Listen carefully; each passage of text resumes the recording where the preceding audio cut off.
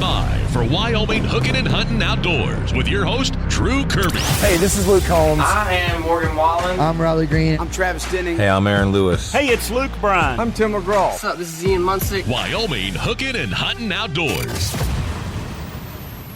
Welcome in to Wyoming Hookin Huntin Outdoors. As always, we bring game and fish in because it's important that we all are on the same page and we get the information that is proper and accurate out to you so that you're maybe not as confused as you may be right now, because some very interesting times have just passed us, Janet. The first draw and then the application for the leftover draw has come and gone. That's right. And Drew, this is the week that people either love us or they hate us, depending on the draw results that you got to see online. So it's always a tricky time of year when you get that news about what your fall might look like. But we want to remind folks, if you missed the leftover draw, that was the application deadline for that was June 23rd. So we're sorry we didn't get that information to you a little sooner, but it's already Sunday.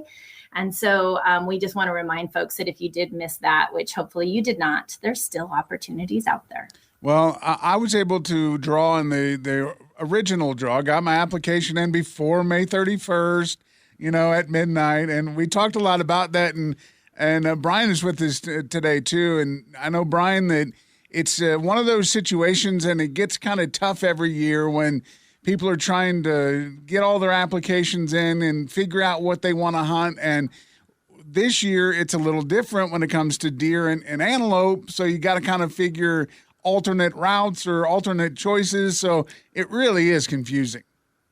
Yeah, I know. It's really confusing. That's why, I wish that folks would just give us a call on the phone. We try to answer as many questions. This year with the winter that we had reduced thousands of licenses for antelope and deer across the state. I mean, thousands. And it's going to make it harder to draw antelope and deer licenses in a lot of places in the state. But certainly after the regular draw and then leftover draw, people would see that there is some licenses still available. A lot of the deer and antelope licenses that were available were places that were mostly private land. And hopefully those folks were able to obtain access before putting in for those licenses in the draw. But we did have quite a few elk licenses available, mostly cow-calf licenses in places where numbers are still extremely high. We still need to, maintain or increase the harvest in a lot of those areas in central and eastern Wyoming especially. So we're trying to at least have those available for those hunters. And if they do draw and they have some questions about access, they can always certainly call us or their local game warden too. The Wyoming Game and Fish Department is looking at all of the numbers of animals on the ground continuously. It's a year-round process, like and we've talked to Justin about quite a bit. And so, it's something that we keep pretty close track of and we'll be watching throughout the summer. But the number of licenses that were issued were correct. We're making sure that in some areas where they were hit really hard with winter, licenses were drastically reduced. But that wasn't everywhere in the state. And so just keeping that in mind, we just encourage folks that we did hopefully issue the correct number of licenses, and that is an opportunity for folks to go out and hunt this fall, which I think is pretty important for a lot of people in Wyoming. And so we don't want people to feel like they can't use their license if they get one. It is absolutely okay. And we want to encourage people to put in and get these leftover licenses if they want that opportunity. And we hope everybody enjoys the fall in Wyoming. The Wyoming Game and Fish Department is all about conservation, and you also look at this as lovers of the outdoors. You all get into this job because you love the outdoors and you love hunting and fishing and conservation. So it's not like you're being mean on any of this or you're anti-hunters or anything like that. You guys are doing it for the love of conservation. Yeah, absolutely, Drew. I think, you nailed it. We all are in this job because we love Wyoming, we love wildlife, and we're going to do the best that we can. So just as a reminder, get out and enjoy it. And if you have any questions, comments, concerns, let us know. And again, as a reminder, I know that the media has put out a lot of fantastic information about what the winter was like, but it wasn't like that everywhere. And so we are being extremely conservative in some areas and not so conservative in others, but still making sure that we're making the right decisions for each of those herds to make sure that they're healthy in the future. Brian, because of the winter we had, are we seeing people from other parts of the state that maybe were hit pretty hard coming toward the Casper region and maybe putting in for licenses they normally wouldn't? We're kind of guessing at that, but like say in a lot of those places where the licenses were drastically reduced because of the winter, in a lot of cases to very small numbers, 50, 75 licenses in huge hunt areas, in other places like in central and eastern Wyoming where, we had some really good pockets where antelope and deer did really well. I can see that a lot of those folks are probably going to make those trips into new hunt areas. And just a reminder for those people, if you are going to a new area, to make sure that you read your regulations, to make sure when the season's open, what the restrictions are and all that kind of stuff. If you're going to a new area, it's a good experience. It's a great opportunity to see another part of the state and hunt in a different part of the state, but also make sure you read the regs so you know all the ins and outs of that. And like I say, call your local game warden, the local game warden in the area, or the game and fish office so we can help you out if you have any questions. We talk about the leftover draw, and that's going to happen July 6th. Then what happens after that with those leftover licenses that aren't drawn? So there's a lot of places in the area where not all the licenses are going to be allocated during even the leftover draw. And then we come to a time period which starts in July 12th, which is first come, first serve. So those licenses will be available. All licenses left over after that will be available first come, first serve. You're buying those online or going to your local license selling agent and buying directly from them, or game and fish office and buying directly from them. So there is going to be places where there's going to be like cow-calf licenses or cow licenses left over, and they'll be first come, first served. And you can just buy those anytime during the entire hunting season. So if there's a hunting season that's still open for that hunt area, you will be able to purchase those licenses all the way up until the end of the season. The same as like a general elk or a general deer license for residents. You'll be able to buy those licenses starting that week of July 12th all the way up until those seasons actually close during the hunting season this fall. And that goes for non-resident too? So someone could come in and buy a non-resident tag over the counter? Yeah, so a non-resident, it's first come, first serve for residents and non-residents. Of course, general licenses for elk and general licenses for deer are just available for residents. So really, it is a great opportunity. If maybe you missed the application deadline and didn't get in where you wanted to go, you still have an opportunity to hunt. Yeah, most certainly. And I think people will be surprised how many areas will have licenses left over. A good thing to think about those licenses are probably left over for a reason, and it probably has to do with access. Right. So make sure that you get your access before you buy that license. It's really one of those things. If you buy the license and don't have a place to hunt, don't know where to go, all that kind of stuff, you probably wasted that money. So make sure and do a little bit of homework. Make those phone calls. Like say after the July 6th drawing, those lists will come out, so you will know what areas are available for first come, first serve. So do a little homework, make some phone calls, and see if you can't get some access before you buy that license. Brian, we have talked before, when you buy a license, maybe you haven't gone through a hunter safety course yet. Can you still hunt, but you have to take that course before the season? Is that how that works? So you have to have a hunter safety certificate before you are in the field. So you have time. And there's a lot of classes in Wyoming and probably other states too before the hunting season starts. That's the main time. So July and August. But you also can get the mentor program. So if you have a relative, a friend that actually has hunter safety, they can be your mentor and they can assist you during the hunting season. So you can actually sign up for the hunter mentor program and not take a hunter safety class, but we have somebody that will be your mentor for that fall. So if that's confusing to you, call one of our front desks in the office, our offices, and we can get you all lined up. We can help you step by step how you do it. It's pretty simple. Or stop by at one of the offices.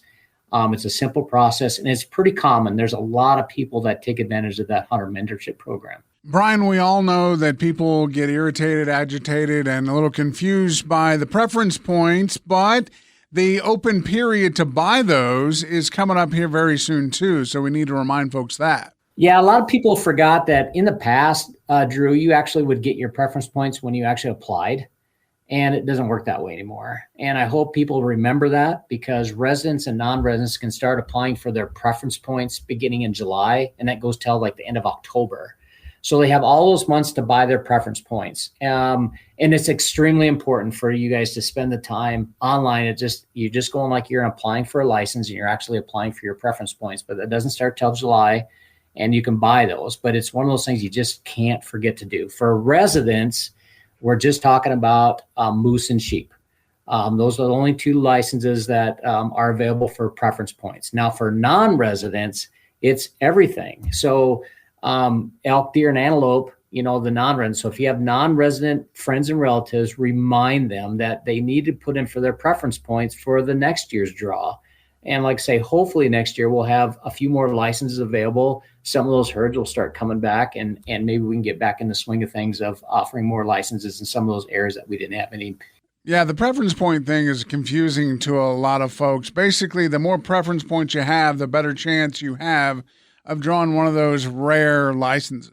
Yeah, so preference points are basically the people with the maximum number of preference points, like the most you can get, are the first ones in the draw. They're the only ones that are in the draw. And like say, if they don't fill all the licenses available, they don't take all licenses available, then it goes down to the person that has the second most points, type of thing. So the more points you have, the better chance you have to draw. And like I say, if you just have like 3 or 4 and you need like 13 to draw a tag, certainly you are in the draw, in the random draw, and your chances are pretty slim. I mean, you can still actually draw those licenses, but it's like playing the lottery.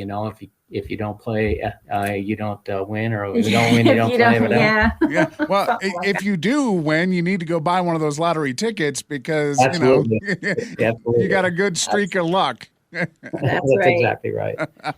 They can go on the website, and they can actually go to their profile page and look how many points they have for the critters. So, just go on as yourself, and you can look at your profile, tell you how many points you have for your non-residents, elk, deer, and antelope, and then for residents, for I don't know how many moose points I have. It's like, well, you need to buy one anyway, but if you want to know how many you have, you can go to your profile page and it'll tell you how many you have. Technology is assisting quite a lot when it comes to applying and everything. So the website is a great source, and this is the first year that I actually, signed up, and I have an account now, and it makes it so much easier, so I don't have to just guess at, where did I have that license again, or how many preference points don't I have, We do still have a lot of folks in Wyoming that don't love technology. And so we're here to support them in that. So just let us know, and we are here to help get, you can come to the office and we can get you set up on the portal system. And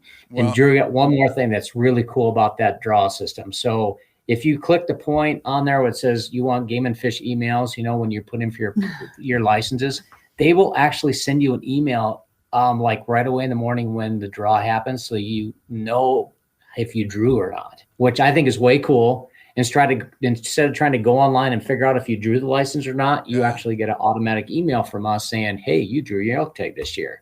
And this is what you drew. I think that's the coolest part about it, because I'm not a technology guy. I don't like all those emails, but that's one of the good things about it, that I don't have to search for if I drew or not, but I can get my email right away that morning. I wish I'd have known that, because I got the email saying, here, click here, and then you can find out what you have.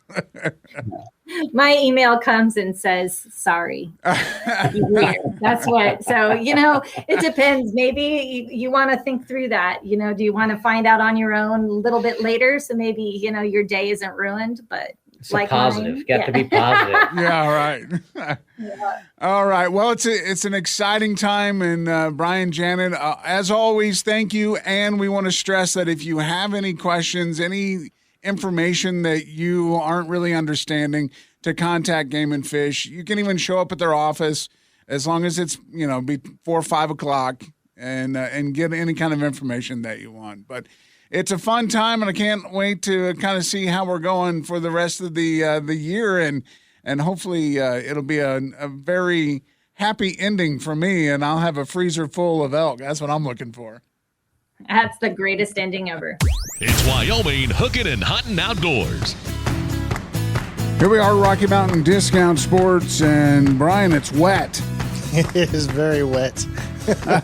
Hey, I was talking to some folks earlier that said they've lived here their entire lives, and they don't know that they've ever seen it rain as much as it has, as consistent as it has. Right. And it's kind of bumming some people out. Yeah, it's just you look outside and it's just drizzly and wet, and and then of course the grass grows twice as high, so you got twice as much lawn mowing to take care of, and it's been wet, and actually got out fishing on Wednesday and went down to Glendo and fought the drizzle, but it was actually some great fishing. Really, the report from Glendo for the last little while has been it's slow. But now it seems like the fish have woken up. I don't know. It was good for us, whatever the case was. I mean, we didn't catch a lot of big fish, but we caught a lot of legal fish, and probably 35 or 40, before noon. Wow! So it was a real simple kind of presentation, but it's fun when you're catching fish. Yeah, absolutely it is, and that'll really keep the kids involved too. If you take a kid out and he doesn't ever catch something, he's not going to want to go back fishing. Yeah, we were fishing next to a gentleman with his granddaughter, and I kind of felt bad. They weren't quite on the right presentation, but they were catching a few. But we were, left and right catching them. So, and what you were just using leeches and worms? Leeches and worms was the trick. We ran those silly little slip bobbers and pitching a jig with a worm on it, and nice slow presentation and very effective.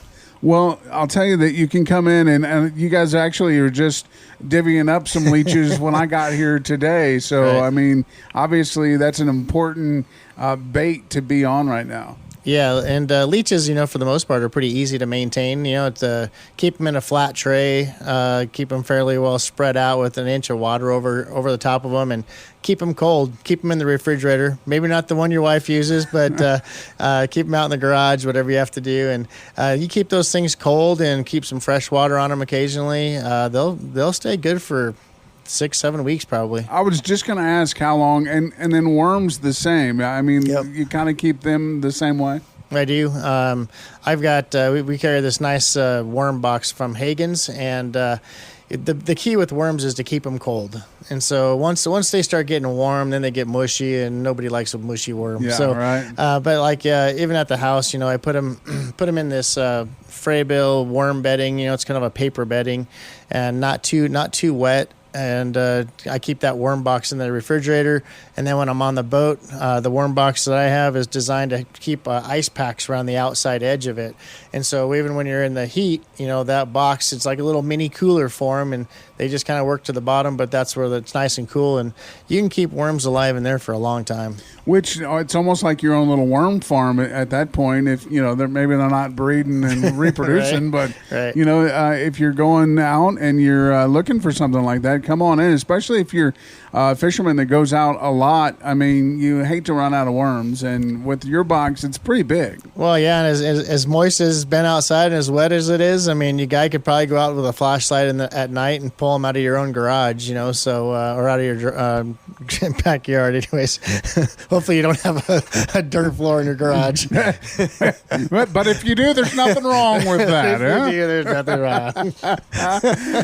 We've been seeing a lot of people that are itching to get out and get hiking and camping. And matter of fact, I was kind of delayed on going on a camping trip myself because of the forecast. But obviously having a good secure tent and all the equipment that you need to get out and camp and hike with waterproofing, and you guys carry a lot of that stuff. Yep, tents, backpacks, sleeping bags, cots, you name it, we've got it.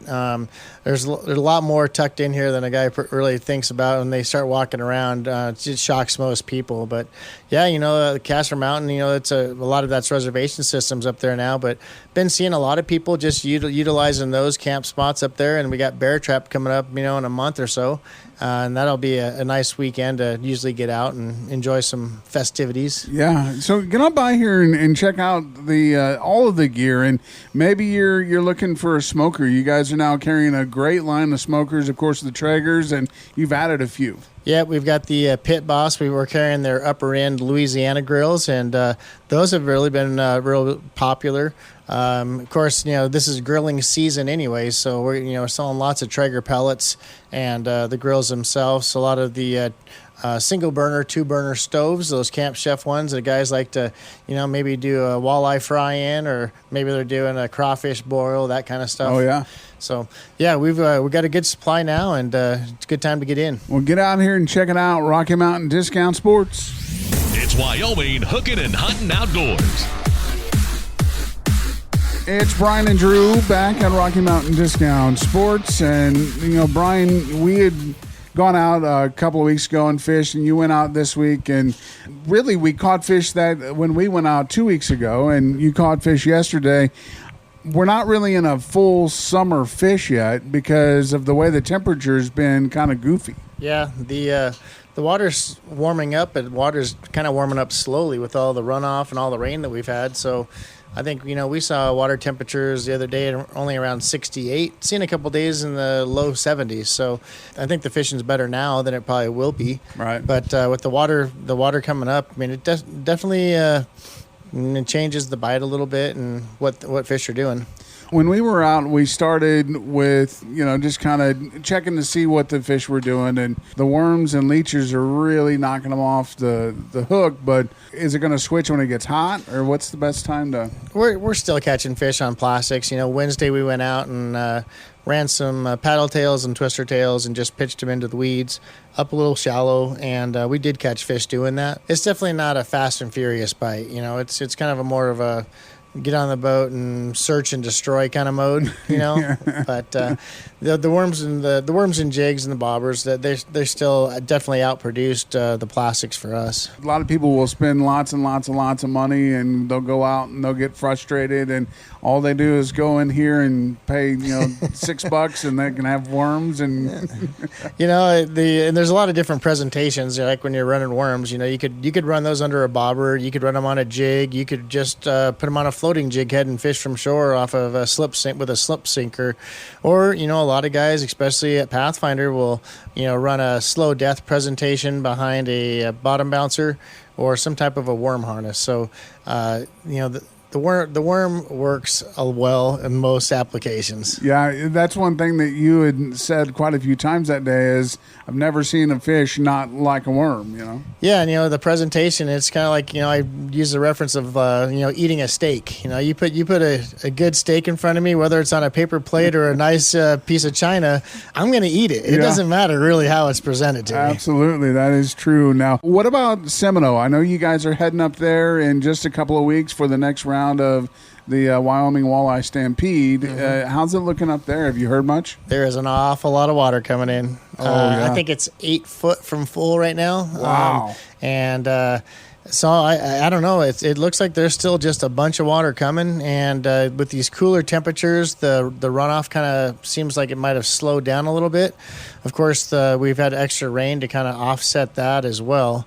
So really, I think the Bureau of Rec seems to be doing a pretty good job of managing the water and getting these reservoirs filled back up. What level are we at now? Because if you just look at the North Platte, you can tell that it looks like it's a little bit fuller than it normally would be because they have to release some of this water. It just kind of depends year to year in terms of what they're running through the Platte, right? Mm-hmm. So they have recently turned down the flow. I think they had it flown maybe up as much as like 2,000 through the North Platte system, but now they had it turned down with all the extra rain coming through. So I'm just kind of looking at the Bureau of Rec's site right now to see really what we've got going on.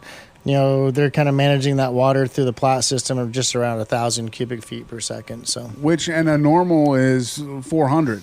Yeah, right? that's the minimal, right? Yeah. I think they have to maintain at least like somewhere between 400 and 500. That's just that's minimum flow required. I'm looking at Boysen Reservoir right now, and Seminole Reservoir, and it's coming in at 4,300 going out at 28 and 85% full. And I would imagine that when we get down to September and October, the folks over in Nebraska are going to be needing some water, because I've heard that they've been missing out on the weather that we've been getting on the western side there. But I think it kind of depends on what they've got for storage down below too. So what I understand on McConaughey, it's a huge reservoir, but they're trying to maintain that at about 70% because of some work needing to be done in the fall.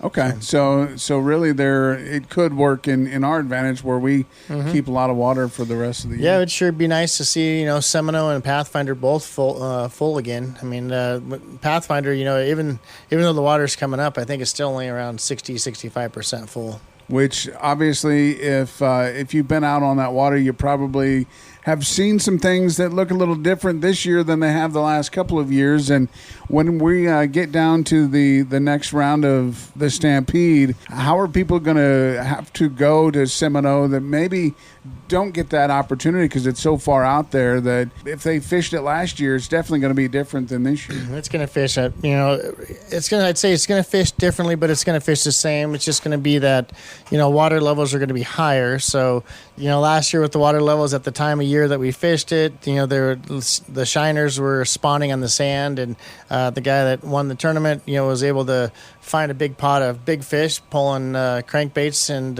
was able to do well doing that. But that bite, the water temperature might not be high enough to get those fish to spawn at that time of year, so it might be a completely different bite than it was. So that's kind of the intriguing part about, especially when you're fishing tournaments or just fishing for fun, is really, especially in these reservoir systems, is looking at the patterns of weather, water temperature, the elevation of the lake. It's kind of like elk hunting, I mean, we know they're there, we just got to find them. And I'll tell you that if you're thinking about heading to Seminole and you haven't pre-fished, you might want to try to take a day or two and go do that if you're going to be in the...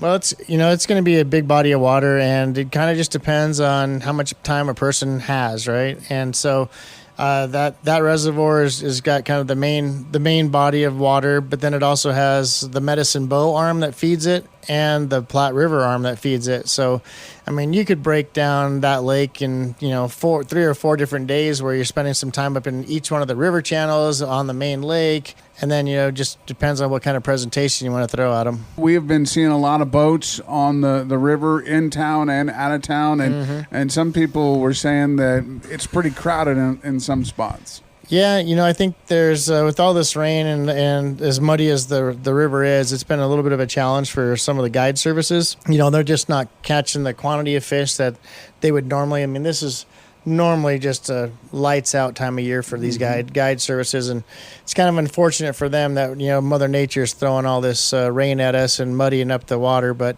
it'll settle down, and this is pretty uncommon for us to have this much moisture this early, and I think we've already hit our year accumulation of moisture. So hopefully that slows down for them. The rivers start to clear up a little bit, and in the Platte will fish quite a bit better. Last year, about this time, we were talking about don't stress the fish out when you catch and release and fish in the morning and not the afternoon, and now you got to fish in the afternoon just to stay warm.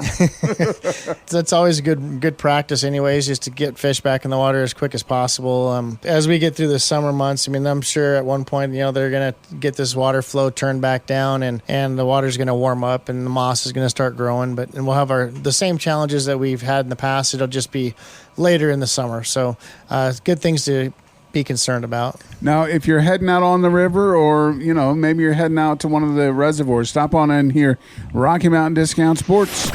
It's Wyoming Hookin Huntin Outdoors.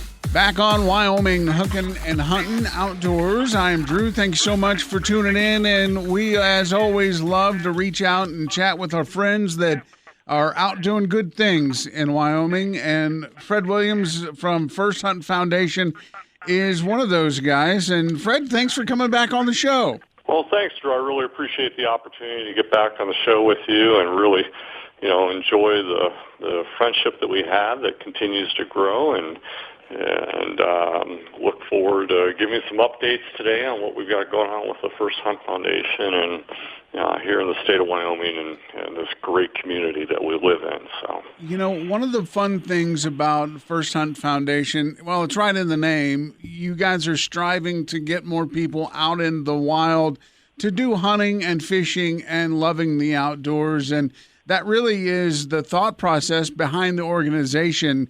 And for those that may have never heard of it, can you give us a little background on the First Hunt Foundation? The First Hunt Foundation is a national organization. It has a presence in 45 states. It's a mentoring organization similar to Big Brother, Big Sister. So it's all about helping people that wouldn't otherwise have the opportunity to get into the outdoors and hunting and fishing through a coaching relationship and developing their confidence and self-sufficiency to ultimately do it on their own. So it's a little different than a guided experience. And here in Wyoming, the foundation's had a presence for going on 4 years. And during that time frame, it's actually grown just exponentially. I mean, it's just off the charts. We have in excess of 100 mentors in the state of Wyoming. We have 5 chapters. We have 10 programs and events that we do in collaboration with Game and Fish and a number of other partners like the East Yellowstone chapter of Trout Unlimited, the National Wild Turkey Federation, Pheasants Forever, the Rocky Mountain Elk Foundation chapter here in Wyoming. And I'll have to apologize. It's such an awesome position to be in with all the partners. There's not enough time to list them out here, but and we also do one-on-one mentoring,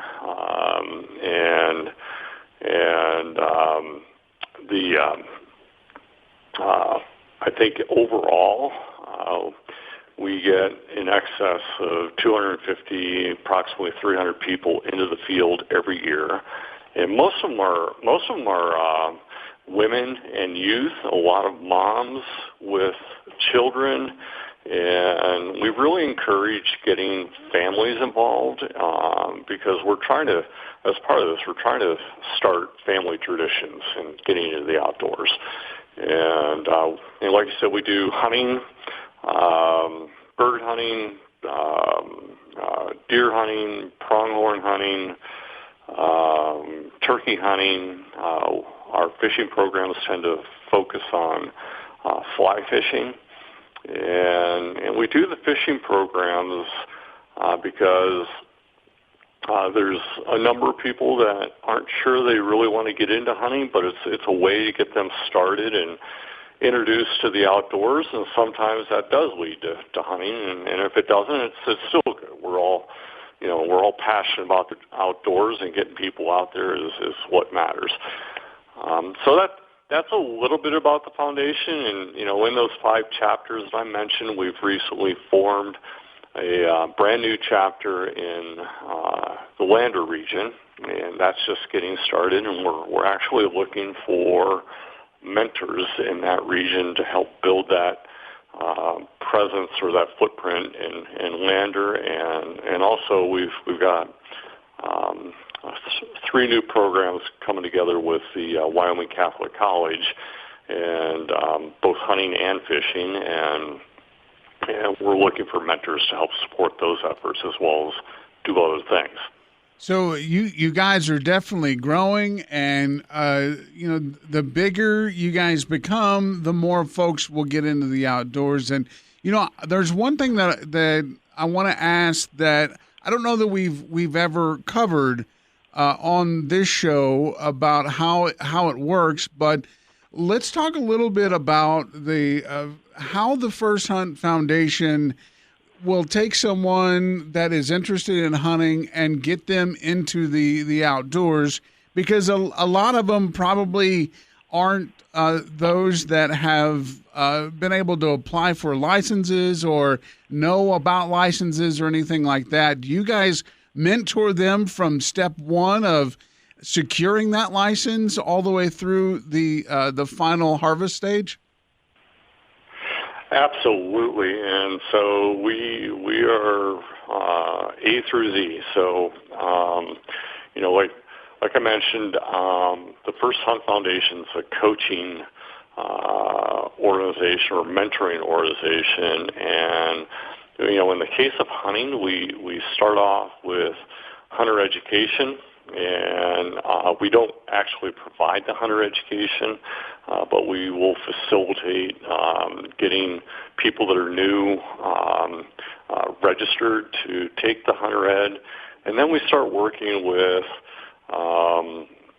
developing basic skills, basic firearm skills, and then in a lot of cases we'll work up to like a simulated hunt with live fire, and you're crawling around with range finders and binoculars, and we have 2D paper targets set up, and we do all kinds of things, different scenarios where we simulate safety considerations that you have to take into account, shooting across a 2-track out on the prairie or potentially not shooting across it. What's in the background, what license do you have in your pocket and what are you looking at? Because we'll have both whitetail as well as mule deer targets set up and to facilitate, IDing the animal. And then ultimately we get out for the hunting experience, and during that process, like you said, we also help with applying for the licenses, and for somebody that's new to it, that can be a little bit overwhelming to work through all that and figure out what you need, and then we do the hunting experience or the fishing experience. In the case of hunting, we like to go all the way to the table, and we'll coach in the field on how to process the game there, as well as post-hunt, processing the meat for the freezer, and then actually preparing the meal, because it's wild game is really good to eat, and when people enjoy eating it, they get more excited to do more hunting. And with the fishing, it's a little different in the sense that we don't always fish with the idea of consuming the fish that we catch. Some of our fisheries are struggling, and so we actually teach everything I just described as far as developing the skills from a fishing perspective. We'll do fly tying and fly casting, and we'll get out and fish, ideally multiple waters, but we teach conservation, and in some waters they're meant to be enjoyed more for catching these native fish species and not necessarily consuming them. And then there's waters that are, purposely managed for catching a lot of fish, and we'll fish those too, and we'll process the fish, and the goal is to get them all the way to the table. So, yeah, it's really awesome to watch people, gain the confidence going through all that, and the heartwarming stories that we have are just, it's just off the charts in terms of changing people's lives when we do that stuff.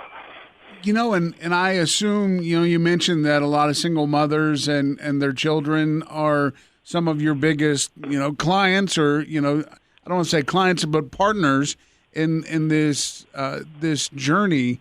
So I'm sure that it takes a lot of pressure off of moms that see their kids that, they go to school and they see all their buddies that are going out on a hunt, and they want to do it, but they just don't have the opportunity. But that's what First Hunt Foundation does. And to do all of that, you guys need funding, and you work solely off of 501c3. You are a charitable organization that just gives back to the families and the people of Wyoming.